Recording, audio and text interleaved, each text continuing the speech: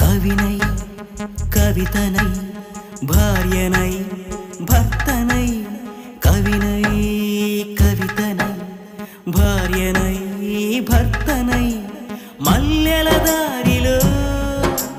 మంచు ఎడారిలో మల్లెల దారిలో మంచు ఎడారిలో పన్నీటి జయ గీతాల కన్నీటి జలపాతాల నాతో నేను అనుగమిస్తూ నాతో నేనే రమిస్తూ ఒంటరినై అనవరతం కంటున్నాను నిరంతరం కలల్ని కథల్ని మాటల్ని పాటల్ని రంగుల్ని రంగవల్లుల్ని కావ్య కన్యల్ని ఆడపిల్లల్ని జగమంత కుటుంబ